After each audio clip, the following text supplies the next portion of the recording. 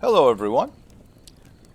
This is the Cajun Gaming Guild, and this is episode 5 of my Last Plague Blight playthrough. Okay? I just woke up. It's day 4 in the game, and right away you're gonna see, what the heck is this? He's creepy looking, and he's just kind of standing there. He was watching me sleep. I was sleeping right here, for crying out loud. What's worse than that? So obviously, he wants to have a little chat, and it's going to tell you down here, talk to the cloaked figure. So we are going to do that. You just click on him. It's going to open up a dialogue. Finally, we meet. Well, who the heck are you? You're watching me while I'm sleeping. I'm Elric. I to come from a sect called the Followers of the Divine Flame. We devote our time now to studying the Blight and its origins. Okay? What do you know about the Blight so far? I'm going to ask him. Well, as you may have seen yourself, the Blight has already taken over all the popular regions of the land and continues to grow. It seems to be some sort of fungus that infects all nearby living things through the airborne spores. So, like I had said in a previous episode, there's mushrooms inside, and you have to get rid of those mushrooms. It also appears to thrive and spread even faster when exposed to fire. So burning it is out of the question. It's only a matter of time before it engulfs everything that we can see. We believe the Blight to be a manifestation of the great prophecy. It speaks of a time when men would be punished for his hubris of evil deeds, resulting in the end of days, a cleanse of all life. I don't believe in prophecies. Or, and is that time come now? So that's how I'm going to respond. We believe so. The prophecy also hints of ways to undo what has been set in motion. We continue to study the Blight and hope to find the answers we seek before we all succumb to its effects. I come to you to ask for your help. We are but a collection of elders not fit for the more dangerous tasks involved with our research. Will you help us? Well, nah, I don't think I want to help. No, I'm just kidding. For sure, I'm going to help. You can ask what do you need from me, and they'll go in a little more detail, but I've already read that part. Well, I could just for you guys, I guess. We currently require samples that are quite difficult to obtain, some in very infected areas of the wilderness, and in return, we will share everything we currently know and learn, such as potential remedies and protective, I'm not sure what that says, substances. All right? Yes, I'm going to help. All right, excellent. So far, we've studied the blight fungus closely, but have not found any way to use it for beneficial purposes yet. One location that interests us greatly is the nearby swampland. We believe that the flooded environment creates the ideal condition for the growth of unique substances that could be very useful in our research. We have not yet been able to make the journey to these swamplands uh, because of the dangers involved, and so we asked you to help us in this regard. Well, what kind of dangers are you talking? The swamps have always been hostile environment, teeming with predators, a breeding ground for the disease-spreading insects, and these threats have only grown worse after the blight. However, we have noticed that certain mushrooms growing in the healthy forest regions, have a small therapeutic effect when made into a soup. Take these.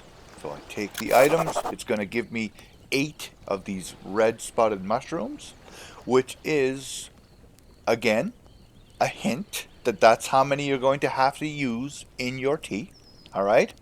But if you mess around with the recipe, you'll realize that you only actually need 7. All right? These spotted red mushrooms can be found growing in the forests. They are very poisonous on their own, so if you eat them straight up, you're going to get poisoned. Um, but when boiled together with a piece of ginseng root and a bit of salt, the poisonous essence of the mushroom seems to be altered to help counteract the blight. This will help for now, but we will need to find out a more potent remedy soon before the blight spreads too much. So they are giving you the recipe in order to fight off the blight. Alright, so if I didn't tell you, or you didn't see it on another video anywhere, and you just played the walkthrough, you would be, or played the tutorial, you would figure it out pretty quick, okay? Head to the nearby swamplands and bring back anything you find of note. You will need to make sure you are well prepared for this sort of journey by obtaining enough food, water, weapons, protective attire, and containers to be able to pick up and store any contaminated substance safely. We have a camp in a small cave not too far from here. Meet me back there with whatever you find. I will mark the location on your map. Okay, sounds good. Be quick. Conditions in the area will worsen very quickly. We expect the pattern of storms to intensify in the coming days, each carrying more of the blight and spreading it further. Understood. So, that kind of puts a little bit of a timer on you. And all that does really is you're still going to have plenty of days, all right? Don't think, oh shoot, it's day 4, I only have 5 days left. It's not like that. There's no blight anywhere near me, really. That blight there, by the time that gets to here, that's going to be day 30, 40. Like it's not going to happen overnight. So you don't really have too much to worry about. Okay, so don't be all that concerned with what he just said. Now let's take a look at our map and let's see how far away he is. And that's the crappy part. Sometimes those guys can be very far away. And today they're not bad. It's not horrible. So our camp is here and they are way over here to the east. Okay? Meaning I pretty much have a straight shot. At least I don't have to go through too much forest. I might have to go over a few hills, but it's not bad at all. And to be honest, today we are going to go out looking for caves. We're going to go looking for iron, but we most definitely need to find copper today. That's our main goal. So I'm going to go this direction now because there's a bunch of hills. If you hover your mouse over certain areas, you'll notice something. Let me see if I just had something. Right there, it says rocky outcrop. And you can see there's like a little graphic of a rock, okay? Rocky outcrops, rocky outcrops. There's some more here. You're going to find different things at these rocky outcrops that you might not normally find elsewhere. Also, you're going to notice, if I can find any, and I don't see any here, which is very interesting. Oh, there's some here. So we're not going to go that way because copper is mostly found at cliff faces, all right? So you'll see here, this piece of graphic on your thing is a cliff face. And there's a ton over here next to our camp. So instead of going the other way, we are going to go this way because we need to find copper, and you're going to find most of it in front of these on the outside map or in caves. But mostly in caves you're going to find iron. Sometimes you never find copper at all in them. So you're better off to go running around these cliff faces and trying to find it that way. So let's head out. Actually, before I head out, how's our fire? 57 minutes. Let's go grab one of these logs, chop it up, drink some water, fill up, and we are going to head out here shortly and grab some copper. Alright, speed this up. Good. Head back.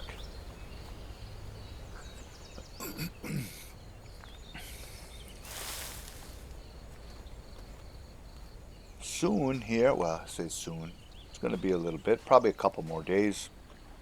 Once we start bringing in the steel, we are going to make us a cart, a wood cart. Some people go for the wheelbarrow. Wheelbarrows are a lot easier to make because I believe you need 24 pieces of iron in order to make the wheel. Like the wheels on a cart, you require this, it's like a rim. I guess that would be the best way to explain it. It's a metal rim that goes around the wood to help protect it because it's going to be able to carry a ton more weight than an actual wheelbarrow. And when I say a ton more weight, I'm talking a ton more weight. You're going to be blown away at the size of this thing. So, and it's very easy to carry. So you see how slow I'm walking with 4 logs in my hand? Well, carrying this cart full of firewood, and I'll still be able to run. I'm not going to be able to run full speed, but it's faster than walking with those 4 firewoods in my hand. So I can go out, I can fill a cart with a crap ton of firewood, and I mean a crap ton, and bring it back here in a way faster amount than I could going back and forth. But it's probably 10 times longer to do it this way. So you're better off to just get a cart or a wheelbarrow. I go for the cart because it's bigger, and carts can hold those young trees, full young trees in them, whereas wheelbarrows cannot. So that's why I go straight for the cart right away. That's the first thing I make when I make a cart or a wheelbarrow. All right, so we have these mushrooms. We have a little bit of blight here, 5%. Any more than that, and it's going to start to affect us. So, and I had these mushrooms. They're gonna go bad. So I'm just gonna go ahead here. I'm gonna put 7 in there because I know that's what the recipe needs now. I'll put the other one away, and hopefully it'll last a little while. I need a piece of ginseng. I do not have ginseng. I'm going to need salt. I believe 50 is enough for this recipe. We'll find out here in a bit. I'm just going to run out here. We're going to grab a piece of ginseng before we go hunting for our copper. And should be able to find one fairly easy. Golden seal, that's something else you might want to use down the road. I'll explain that as we need it. Oh shoot.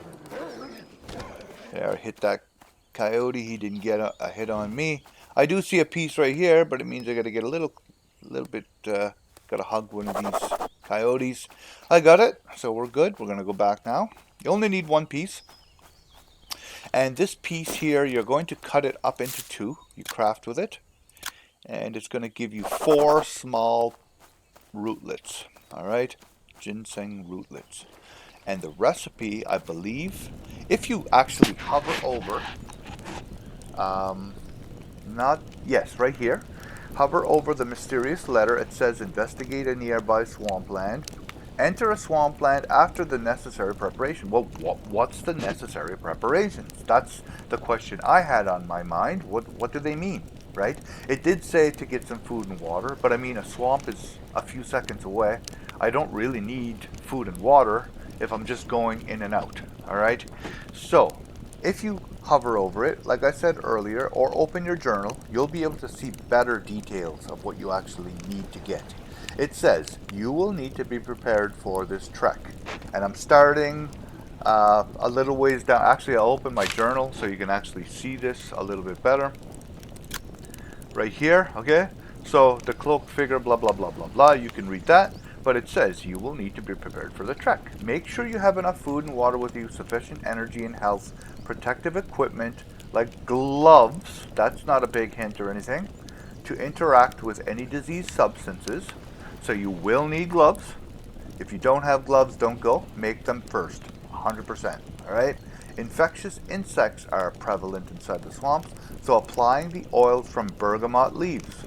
That's the leaves that you need to go collect. I would say 20, 30 will be plenty. So if you can find 20, 30 leaves, and each plant that you find is going to give you 10. So 3 plants out in the world, and you're good to go.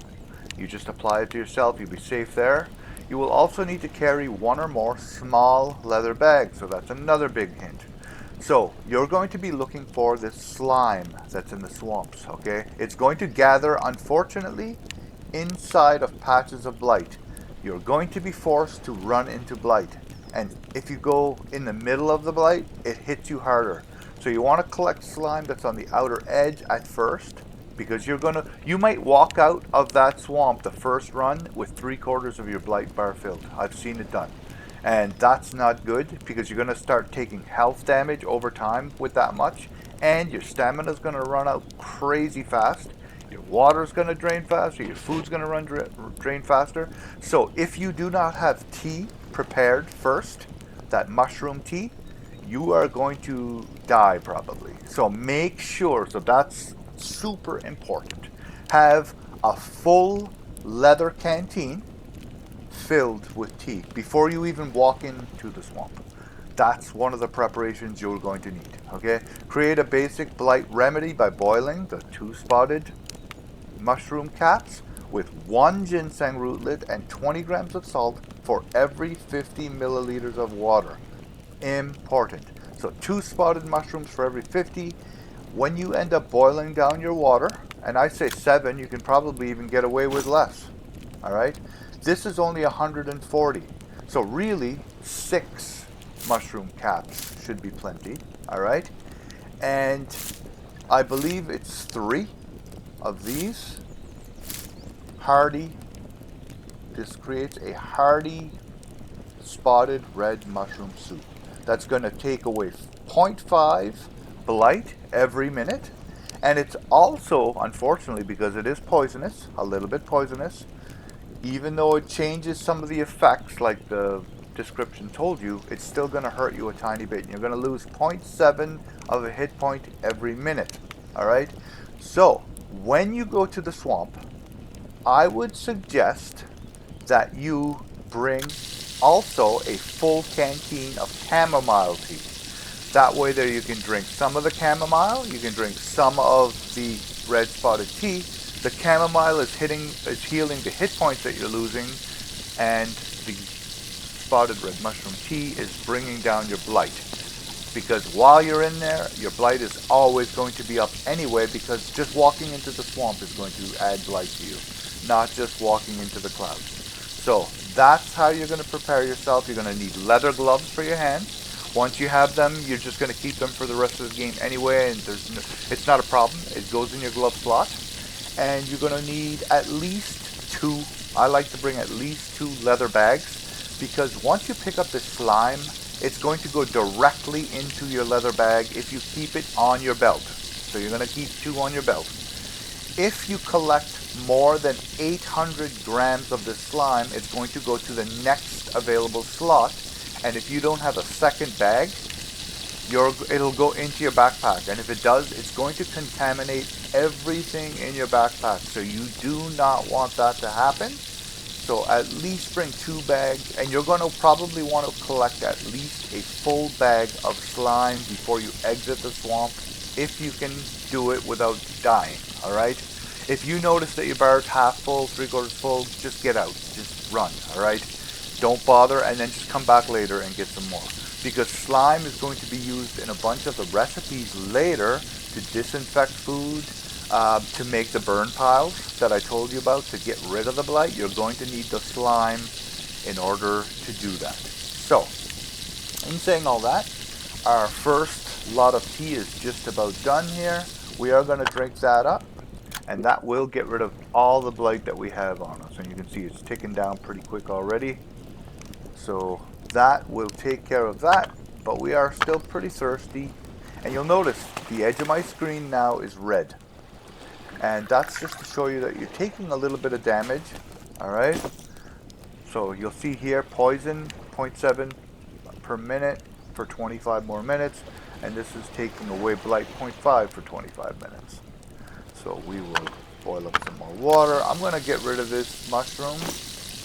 I don't need to carry it around on me. We might as well get rid of the other few things that we picked up while that's boiling down. And then we're just going to go for a little walk and find us some copper. That's the most important part for me today. Let's see if we have another rabbit too. Might as well. Yeah, we do. Man, this is a really good trap. Probably one of the best snares I've set in this game. Right here, catching one pretty much every day. Sometimes you go 3-4 days without seeing a rabbit in your snare. So, also, I'm going to collect this piece of fat.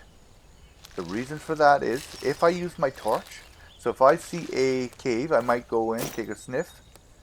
I'm probably not going to have a way to light my torch, but if I wanted to, I could light it, bring it with me. And as the torch dies out, I could use that piece of fat to recharge my torch. Alright? Because there is a blue bar here on the side. It'll go down as you burn it away. It'll last quite a long time. But you can recharge, I believe it's about 50% of it with one piece of animal fat.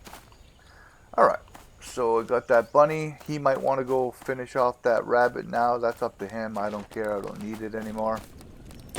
We will drink this down. Since we have all these stuff for another tasty rabbit, we're going to make a tasty rabbit. So we need, I believe, 40 grams of salt is what we figured out. We'll grab that. We're going to cut up our garlic into cloves. Speed that up. And we'll make us another tasty bunny here.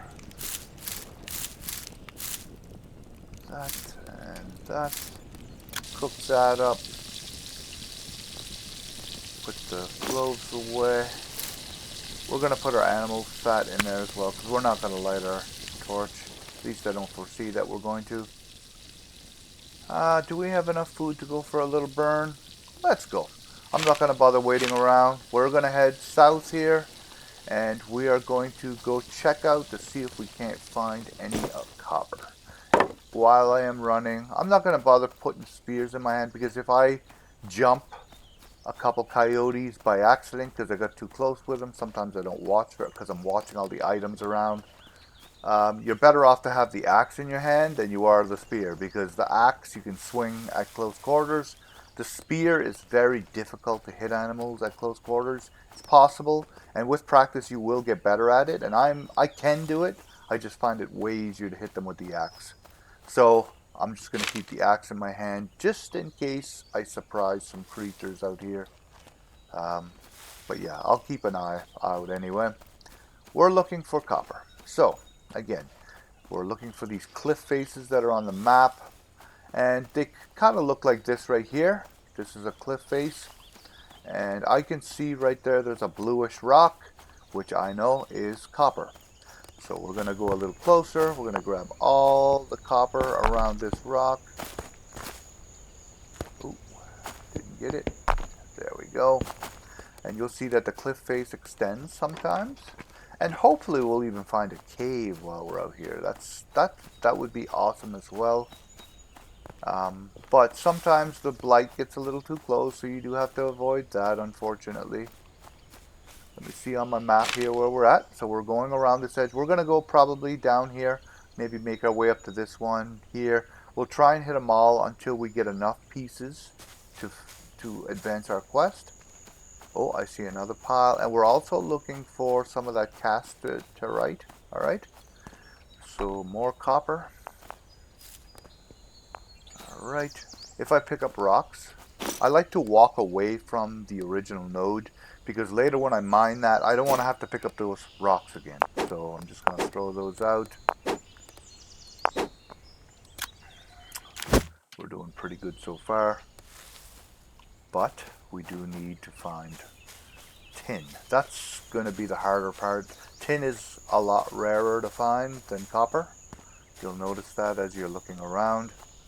Alright, I believe we've stretched our point to the south here. We could keep going. Sometimes you'll find it a little further than the cliff faces. It is possible. But with my experience, you're way better off to just go basically where the cliff face is. I see a nice big giant one down here. There might even be a cave. So we'll go up here first. We'll make our way down there, and we're gonna see what we can find. All right, let's keep going here.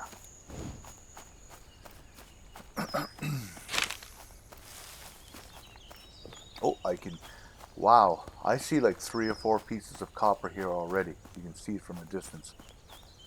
That's awesome. This is like a gigantic copper vein. Alright.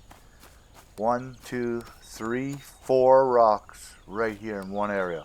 When I find something like this, this is a place where it's worth going on your map and putting copper vein. I know that if I need a lot of copper, I'm going to go here. I'm not going to go just take out one of these ones and one here, one here. I'm going to go to the place where there's 4. It doesn't mean I'm never going to get the other places, but I'd rather just go here because I can collect all of it at once and get a ton at once. So we found 4 there. Oh, there's another piece right there, I believe. Let me just take a look. It doesn't matter which way I go first. I'll go this way first just to see if there's a cave. And we still have not found our casterite, or whatever it's called there. I can't even pronounce it. So we're just going to take a sniff this way and see if there is a piece. And you'll find that separate from the copper sometimes. Sometimes it's right next to it. It just depends. I see another piece of copper. My goodness, this is copper heaven here. Love it. I'll collect all that.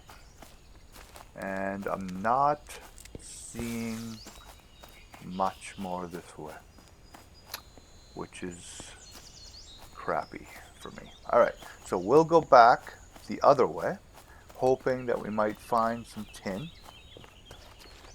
And like I say, you might look around a little while for some tin. Tin is not nearly as easy to find as copper.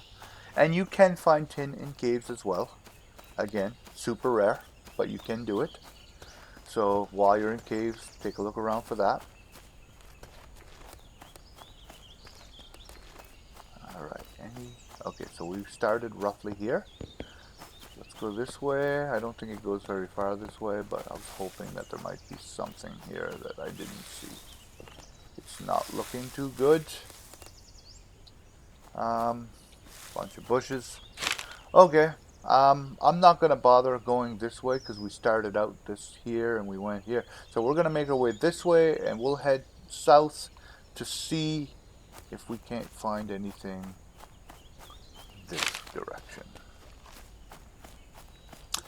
Alright. Over here first. Hopefully we can find some tin. Don't even have one piece yet.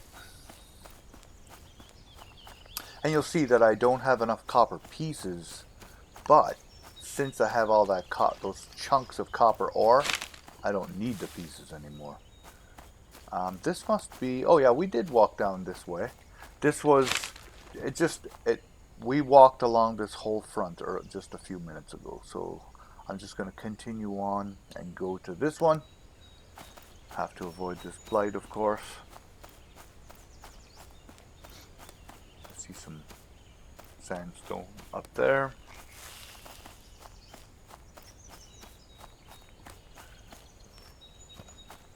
Coyote right there, so sometimes you're able to see them. Sometimes they're hiding behind the trees, so you walk a bit too close and they jump you. Alright, where's this cliff face? It should be right here somewhere. Alright, I see some more copper. Awesome. We'll take it. I'm not gonna not take it. I'm starting to lose my stamina a little bit, so I'm just gonna stand still here for a few seconds. Regain that because there is a coyote nearby and I don't want him chasing me all over the place. This cliff face looks like it's going to be pretty big, so I'm hoping we might find what we're looking for here.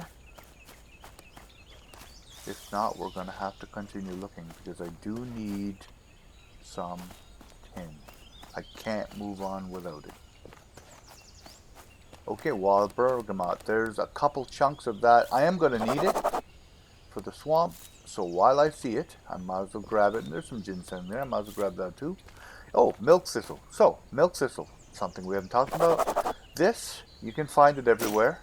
I haven't found any milk thistle that has been a bad thing. You can eat it straight up. You'll see that this is 5% contaminated though. It's going to raise my bar a little bit, so I'm not actually going to eat this right now, but the next time I go to drink some tea, if I have a little bit of hunger bar left, I might actually eat that first. It's just straight food. It's good to eat, and it gives you a decent little amount of hunger bar. So there's definitely nothing wrong with eating it. If you find it out in the world and you're hungry, it's kind of like eating those pine nuts. Okay. Not too much copper on this cliff face. It was a big giant one according to the picture. But we only found one copper node on the entire thing. So that just goes to show you these little ones, sometimes they're better to go look at. Now, where else can we find some cliff faces? It looks like we're going to have to walk all the way over there or down here. There's some more down here, so I think we're going to head this way. I like the looks of that place. There's also some right here. So I think we'll keep heading south along this side of the road, on the west side of the road, and we'll go from there. So, because we do need to find some tin before we head back, unless it gets dark first, which I'm hoping is not going to happen, but get rid of these large stones, get rid of the small stones, and you'll notice I just was running without watching. You can do that if you want, but just watch out that you might walk into some coyotes doing that, or a bear. And a bear could kick your rear end all over this map, so you don't want to run into one of those. All right. Oop, bush.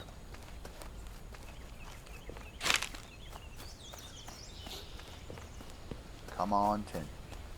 Let's find some tin. My luck, I'll show up here and there'll be 3 nodes of tin. That'd be awesome. I've been having pretty good luck so far in this game. It's been a pretty good map.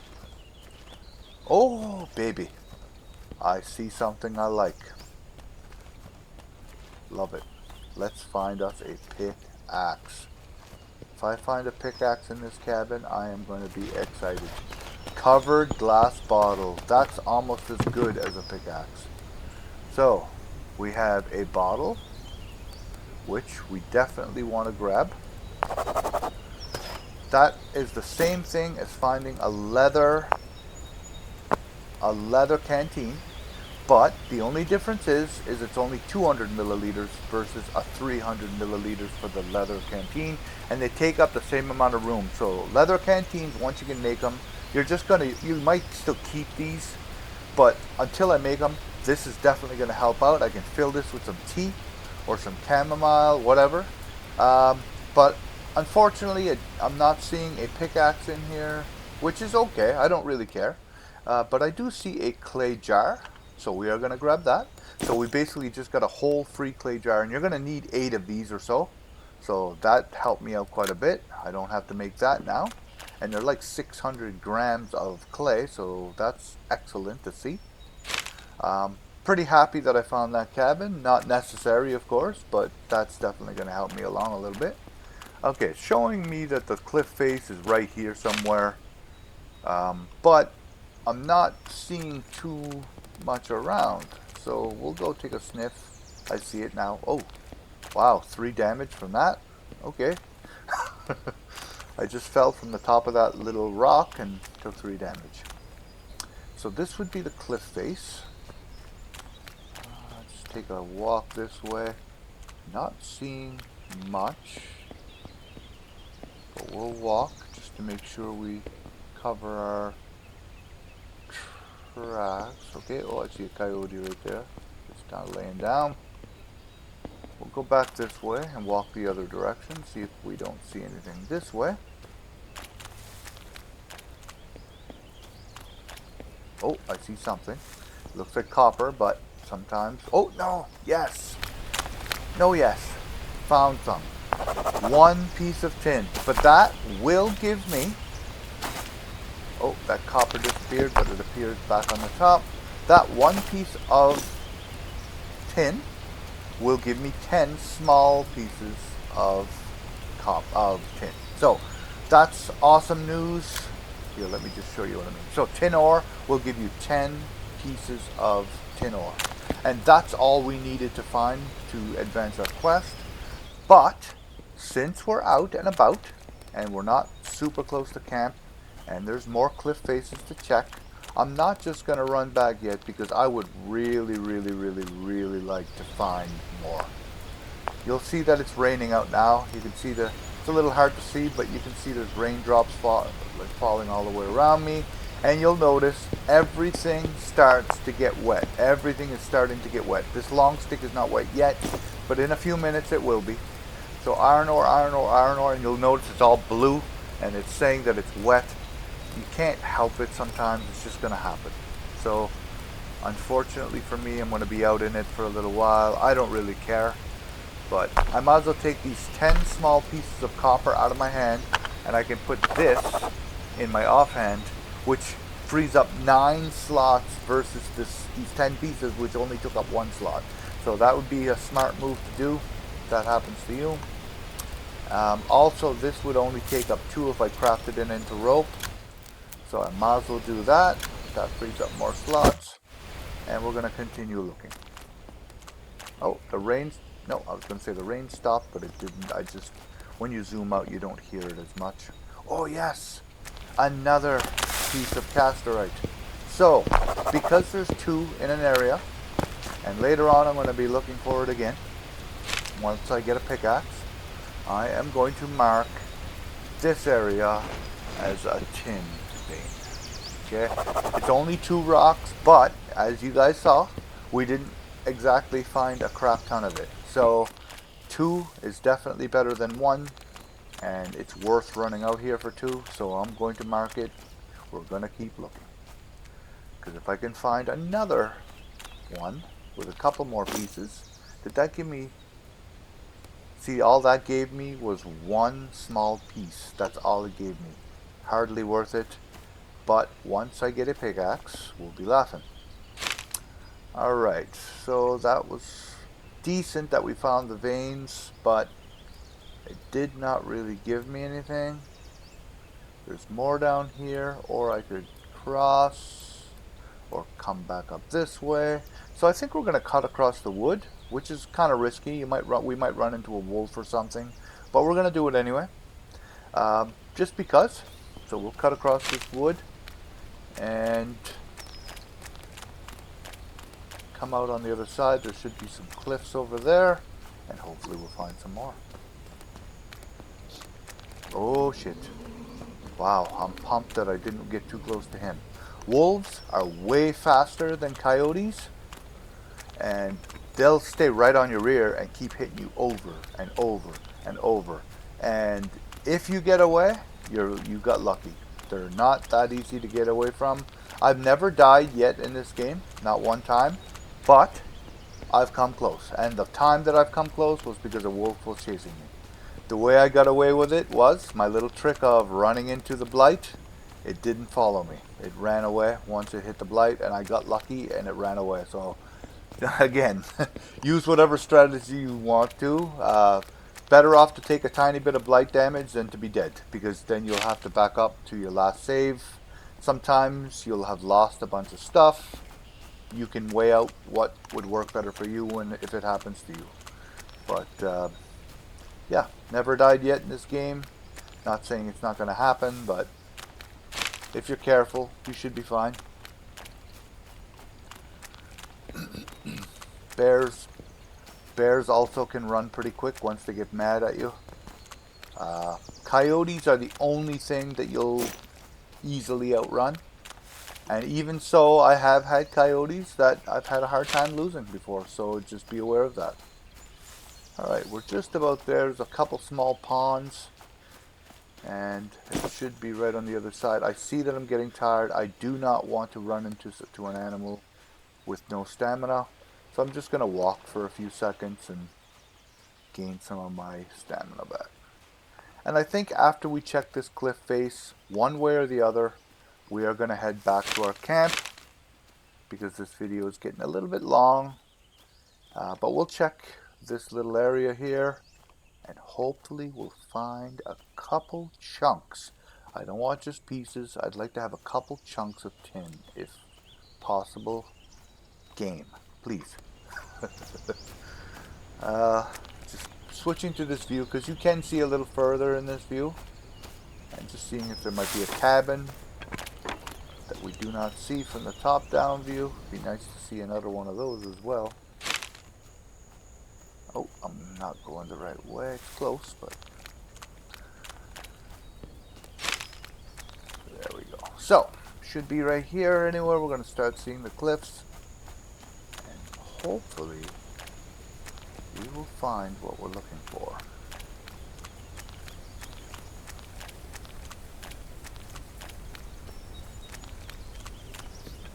Alright, here we go. Sometimes I'll go up to the top of a hill like this, a little mountain. so I can look around. It's not looking like there's much right here, but we'll head north, which should be roughly this way, and go down here. And again, sometimes you won't see it right at the cliff face. Sometimes you'll see it a little further out. See a rabbit here, scared me. I thought it might be a coyote for a second, but just a little bunny. Nothing to worry about. Here's the face of the cliff. Oh shoot, took another 2 damage. Alright, not seeing anything there. Make sure there's no animals, because I'm going to be stuck in between the animal and the blight if there is one here. Can I walk through here? It looks like I can. Oh, I see a piece of iron. That'd be nice. I like iron. Got another piece of that. So we ended up getting enough that we could make a pickaxe at least. So it's not a complete waste of trip. It never is when you're finding some of the stuff that you need. But I don't want to overdo it too much. We're just going to walk to the end of this cliff face, and then we are going to head back. And we might smelt up this iron tomorrow instead of dealing with the nails. We may go right. Oh, actually, we're going to need nails to smelt up the iron, which is why that is next in the quest line. All right. So I see a little cliff face right in front of me, and then we're just going to head straight back because I've seen enough. We've done a good little trek here, and I don't foresee that I'm going to find much more on this trip. Okay, I don't see anything more here. It does show that there's a cliff face right here somewhere, but I don't actually see it. So I mean, unless that's considered a cliff face, it could be. We're just going to head back. So point me in the right direction. Right about there. And let's go.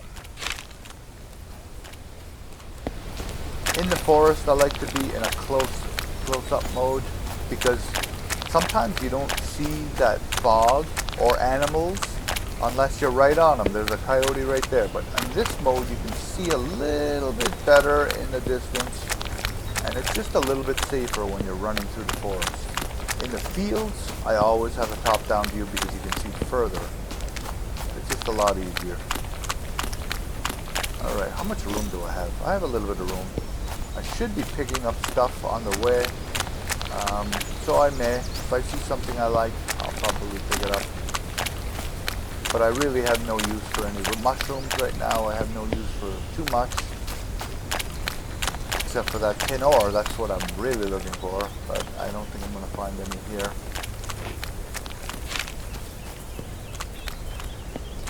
And we should come out right in front of our camp and our lake. Getting tired.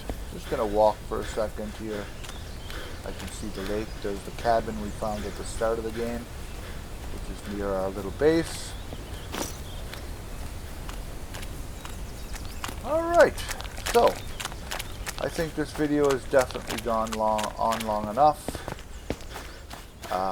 We will see you in the next episode where we are going to smelt up, or I say smelt up. Yeah, it's smelting, I guess. We're going to smelt up all this tin and copper into our crucible furnace.